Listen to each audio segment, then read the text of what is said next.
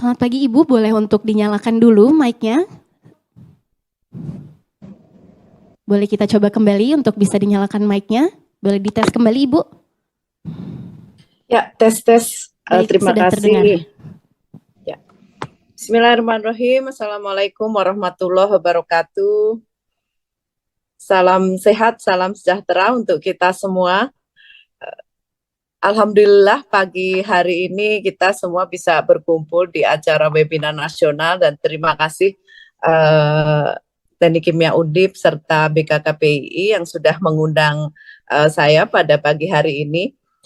Saya ucapkan salam hormat untuk Ketua Panitia Pak Prayitno, Ketua IKTK Undip Pak Sulasmanto, juga Pak Kadep Pak Suherman, dan tentunya sahabat dan bestie saya, Bu Sri Penny Inten Cahyani sebagai Ketua BKKPI, juga para narasumber yang hadir pada hari ini, Prof. Diah, Bu Febi, Direktur Andika Energi ESDM, serta Pak Apit dari Kementerian Perindustrian, juga Prof. Kumoro, serta Prof. Nita dan juga Pak Nababan, serta Pak Salil.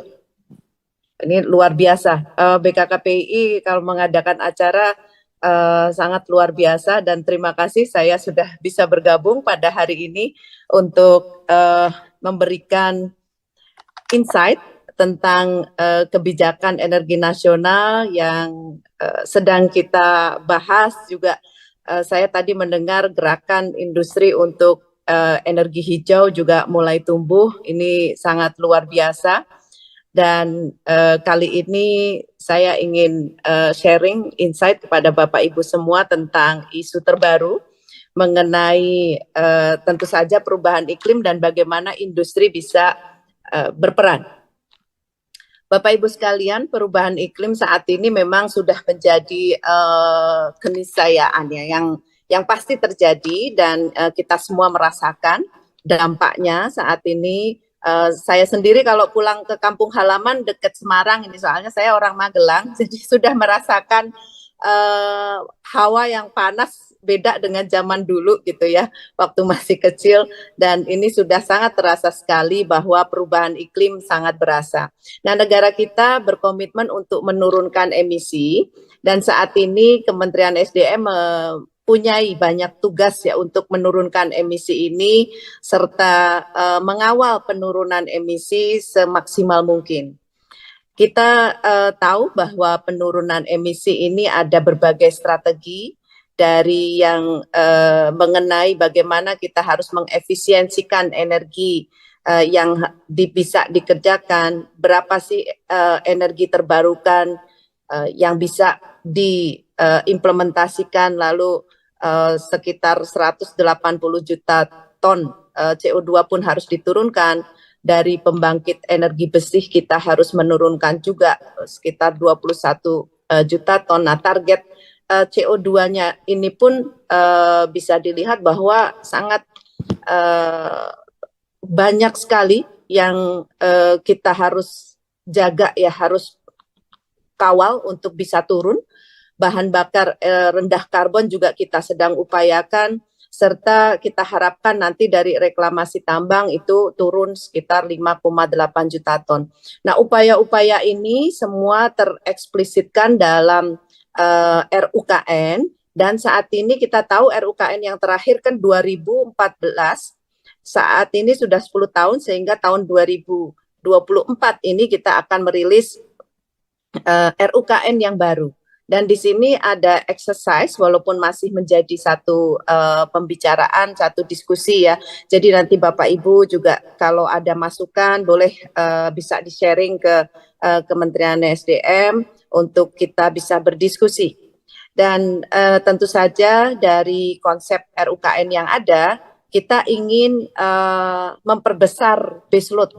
Jadi baseload kita yang kita harapkan saat ini dari renewable adalah geothermal dan hydropower. Jadi ini baseload yang kita upayakan semaksimal mungkin untuk diintegrasikan ke dalam konsep RUKN yang baru. Jadi lebih besar dari yang sebelumnya. Dan tentu saja dalam masa transisi energi ini kita akan berubah ya dari batu bara, walaupun batu baranya itu akan menurun. Memang masih ada sedikit sampai dengan 2060, 2050 ya. Itu tetapi transisi dengan menggunakan gas akan kita akselerasi dan diharapkan pertumbuhan energi baru terus juga masif ya. Jadi kita tidak meninggalkan, nobody left behind gitu dalam masa just energi transisi ini. Dan kita tahu isu yang terakhir ini masalah rencana undang-undang energi baru dan energi terbarukan menjadi satu topik yang hangat dan lama ya membicarakannya. Sejak zaman Pak Dadan di Dirjen EBTKI sudah dimulai pembahasan, lalu pembahasan dengan DPR. Nah, alhamdulillah beberapa waktu lagi nanti kita akan adakan pertemuan dengan DPR untuk menuntaskan hal ini. Dan kalau kita tahu di undang-undang sebelumnya, ya yang di tahun 2007 itu teridentifikasikan energi baru dan energi terbarukan.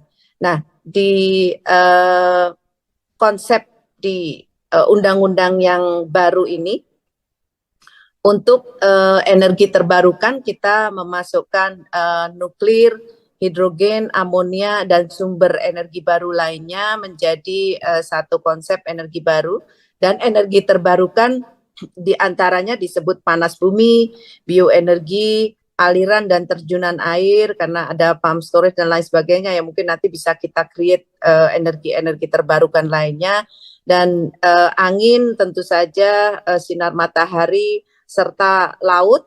Ini laut pada saat ini masih nol ya kontribusinya terhadap bauran kita. Dan kita minta ada banyak studi mengenai marine energy. Ini di wilayah Indonesia Timur kita punya potensi yang luar biasa besar.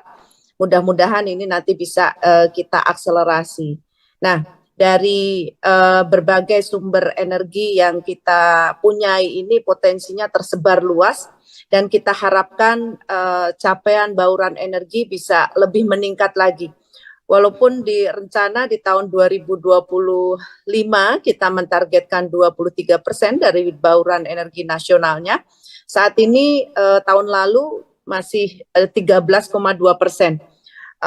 Walau terlihat seperti hal yang mustahil, tetapi kita berupaya ya tetap semangat untuk menaikkan bauran energinya. Dan ini kita berharap ada akselerasi dari kontribusi internasional. Sedangkan upaya ini kita sedang calling ya dalam pembahasan JETP, juga pembahasan di internasional, kita benar-benar mengencourage investasi untuk energi baru dan terbarukan ini lebih cepat. Dan pada saat ini kita juga memasukkan unsur adaptasi TKDN ya di dalam undang-undang, sehingga nanti itu kita harapkan bisa mengakselerasi investasi. Ini di sini ada Kemenperin, jadi kita sudah sepakat ya dengan Kementerian Perindustrian. Nanti kalau investasi yang menggunakan dana luar negeri itu bisa mendapatkan relaksasi dari unsur TKDN yang diwajibkan, tetapi perlu adanya keputusan dari Timnas P3DN yang ada di Kemenko Marves. Jadi kita ingin mendorong investasi internasional untuk bisa masuk ke sektor renewable energy seperti surya, biomasa, tidal ya untuk laut, panas bumi, juga hydro. Nah, di dalam rencana, di dalam konsep pemanfaatan energi baru terbarukan untuk pengembangan green industry terutama, ini kita juga mendorong pemanfaatan dari energi baru terbarukan untuk industri. Dan saat ini kita sedang membuka membuka dan membahas kuota PLTS atap sesuai dengan peraturan SDM yang sudah dikeluarkan, dan kita harapkan nanti ada tambahan 3,5 gigawatt dari kontribusi PLTS atap ini. Dan tentu saja akselerasi pemanfaatan panas bumi ya, kita harapkan bukan hanya di sektor energi, terutama mungkin nanti industri-industri bisa juga memanfaatkan side efek dari panas bumi, terutama mungkin untuk pariwisata, agriculture, mungkin untuk pemandian air panas seperti onsen kalau di Jepang ya, dan hal-hal lain mungkin seperti pengobatan dan lain sebagainya. Juga pemanfaatan limbah dan biomasa kita harapkan ini juga bisa dilakukan oleh berbagai industri ya. Saat ini sudah banyak tumbuh untuk pemanfaatan biomasa. Ini tadi malam juga kita bahas dengan PLN untuk akselerasi biomasa yang ada di kita.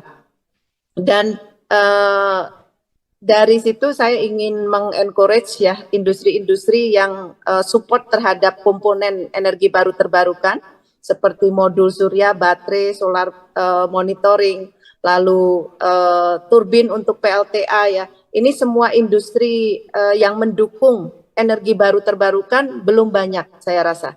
Dan mudah-mudahan nanti dari Kementerian Perindustrian juga membantu mendorong tumbuhnya industri untuk membuat motornya, rotor, roda gigi, industri pipa, valve, dan lain sebagainya yang mungkin nanti kalau kita sudah masuk ke hidrogen dan lain sebagainya perlu valve yang sangat tinggi kekuatannya. Nah, ini peran dari industri untuk support dari energi baru terbarukan sangat penting. Dan di sektor bioenergi juga selain biomasa, biogas, pengembangan bahan bakar nabati, kita harapkan nanti dari bioetanol ya, bioetanol, lalu untuk bioaftur, SAF juga sangat kita dorong. Terakhir, sinergi dan kolaborasi dari pengembangan EBTKE ini kita harapkan dari berbagai unsur untuk mendorong keekonomian dan teknologi, lalu peran dari industri nasional kita harapkan untuk berkontribusi akselerasi pertumbuhan TKDN, dan kita juga sangat ingin dalam energi transisi ini industri kita maju, industri kita bisa memanfaatkan transisi ini menjadi satu pertumbuhan perekonomian yang kita harapkan. Dan tentu saja dalam konteks ini peran pemerintah harus bekerja sama dengan masyarakat, akademisi, sektor industri, media yang menjadi penguat dari energi baru terbarukan. Akhirul kalam, terima kasih kepada semua teman-teman. Mohon maaf jika ada kekurangan. Wabillahi taufik wal hidayah. Wassalamualaikum warahmatullahi wabarakatuh.